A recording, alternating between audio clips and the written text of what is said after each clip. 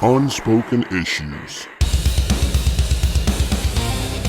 All right, let's get into Marvel Holiday Special 1993. This thing was on the shelves November 10th of 1992, according to Mike's Amazing World of Comics. We get a total of what I think is 8 stories here in a big 80-page special. The holiday season, Christmas of 92. Let's look. What were the big toys of 92?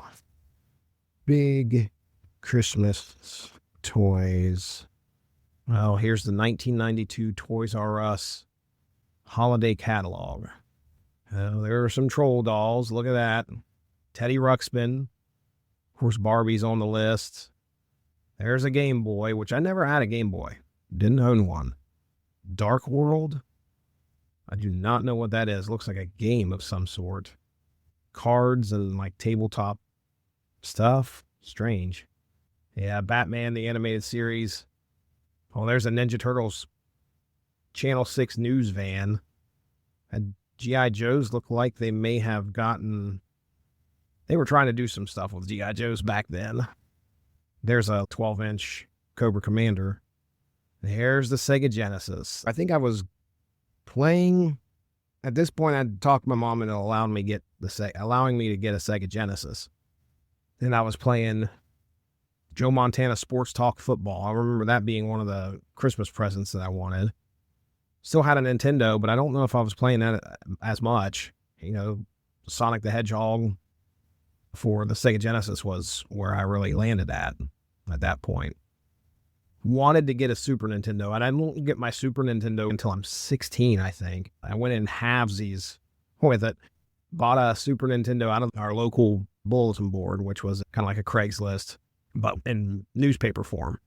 You could usually buy that for like 75 cents. It's like a printed Craigslist. I found a used Super Nintendo that I had talked my buddy into going in half with me. Got Final Fantasy with it. At this point, this is 92. Link to the Past was out, which I still have not played and beat. Turtles in Time was out. Man, I would have loved to have played that. Yeah, that's good stuff right there. All right, well, let's get into this book here.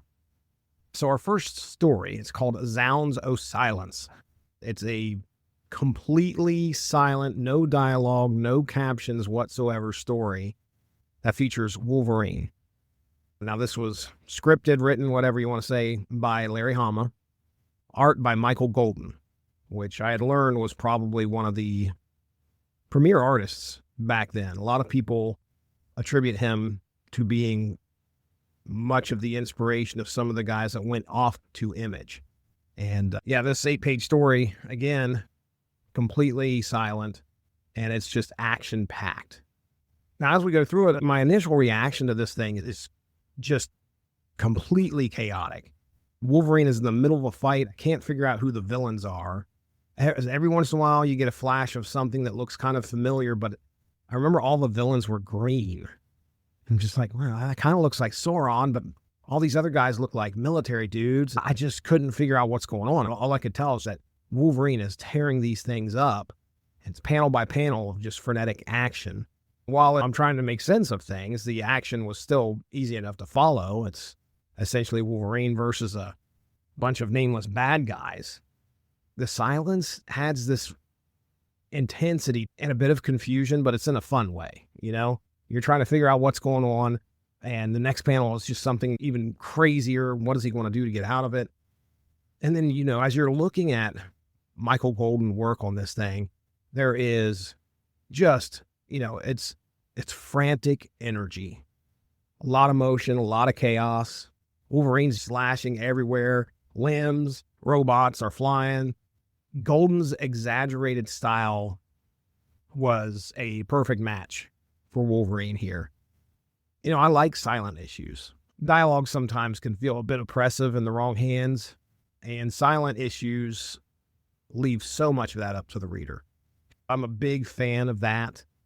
One thing I learned about when I was doing some research about Michael Golden and this issue itself, there was something in 2002 called the Nuff Said Month, where a bunch of titles which I'm going to go ahead and bookmark that right now because I would love to go through all of those. Nuff Said Month had a ton of titles, came out in early 2002 that were all wordless. And I'm talking a total of the 24 issues where there was no dialogue. I would love to check that out. I didn't know it existed, which, hey, which is kind of strange because Exiles #7, which I have read, is on the list. And back to Michael Golden's art, there's a moment in this story where there's this huge pink barrier.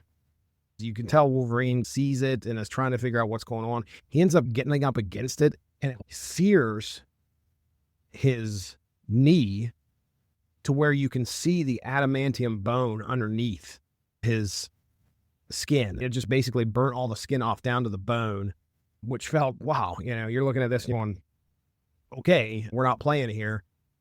As silent as this issue is, the action is loud for sure. It is kind of a fun contrast too when you look at it, compare this to holiday issue. Like, why are we opening it up like this? And it's funny because it's Zounds, O Silence, which is a great title for the story. There's so much happening in it, but it's completely wordless.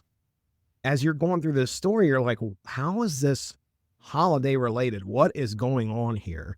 Then you get to the very end when you find out it's revealed all this chaos is a child playing with a Wolverine figure in a toy aisle. That's great. That's some funny stuff right there. It's a great twist.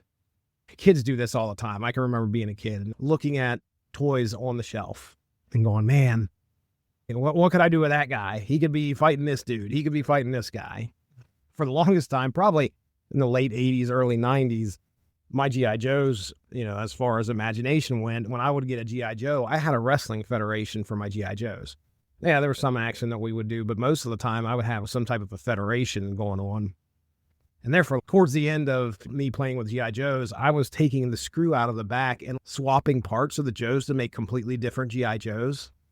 Not too long ago, I bought a whole bag of those rubber bands to put G.I. Joes together. And I have all of my older G.I. Joes where I could go in there and replace all those bands, but I haven't. I bought a ton of them that were separated in a bunch of baggies one time at an auction. And those of you that listen may have heard this story before. I went to this auction and in this flat were just pieces of G.I. Joes, but they were all in baggies. They did a good job of keeping the G.I. Joes together, if I remember correctly. I had to match the crotches with the G.I. Joes because they got mixed up somehow. I bought a whole bunch of those little tiny rubber bands that go inside the G.I. Joes so I could put them all together. And I got them almost all together. I had a Sergeant Slaughter figure that was in there. It wasn't the mail away.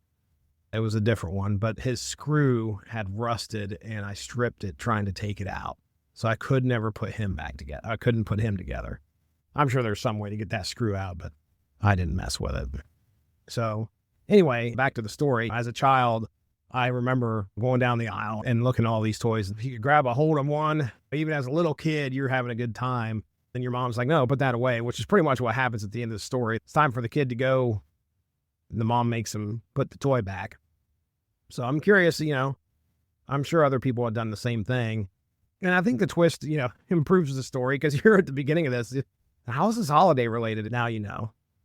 It also reminds me of the time that I went to Columbus, which was, capital of Ohio. I had some relatives that lived up there. And, where I come from, it's not a big city at all. We had the mall, which was across the river in West Virginia. But Toys R Us was something that we did not have down here in the late 80s, early 90s. The big cities had Toys R Us. And I can remember going up to Columbus one year. We were staying at my aunt's and hanging out with my cousin, and we went to Toys R Us. He was going to buy something. I can't remember what it was.